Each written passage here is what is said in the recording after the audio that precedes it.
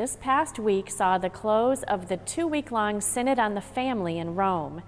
The gathering, which hosted more than 150 bishops from around the world, discussed a range of pastoral challenges faced by families today and generated lots of media attention over the openness of the discussions. Terry Hegarty now has a recap, including local reaction. Servono per coltivare. A synod of bishops is called by the Pope whenever he wants to address a topic that is pertinent to the Church.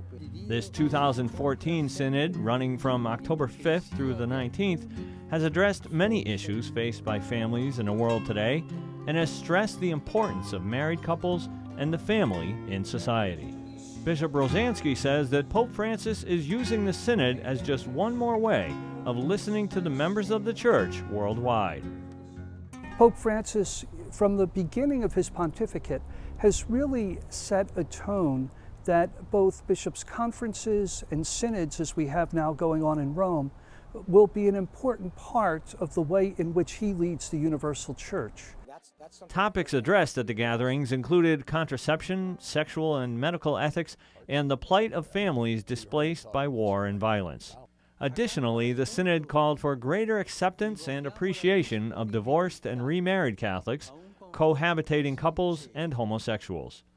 Mary Conroy, who worked with her husband Deacon Jim Conroy in family ministry for years in the diocese, says she's glad to see that family ministry is the focus of the synod. Well, I'm really happy to see that the Vatican has chosen to use this as a topic for a synod, because it's to have the attention put back on the family and marriage at this particular time in history is crucial. Mary feels that parishes in general must be more open to people who are seeking a deeper spiritual life. It's hard for families these days, both economically, socially. They're not supported through television or social media.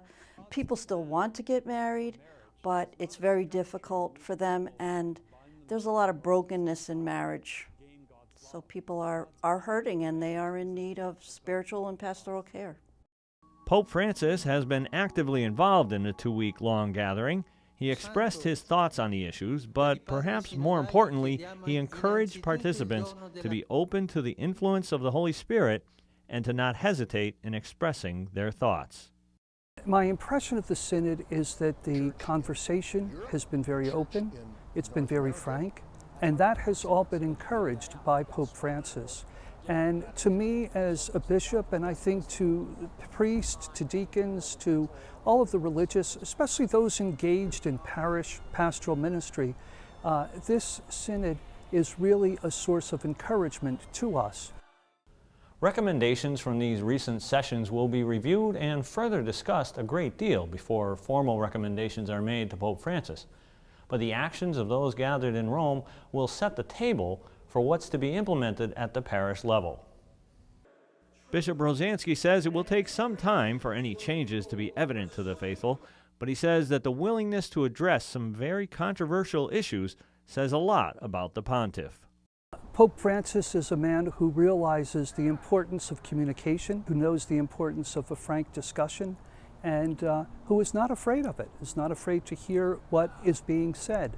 So I think on all of the controversial topics that are brought up within the synod, he wants to hear this because he knows that this touches the lives of people every day, and that these issues are very important and that people struggle with the different issues that are being discussed.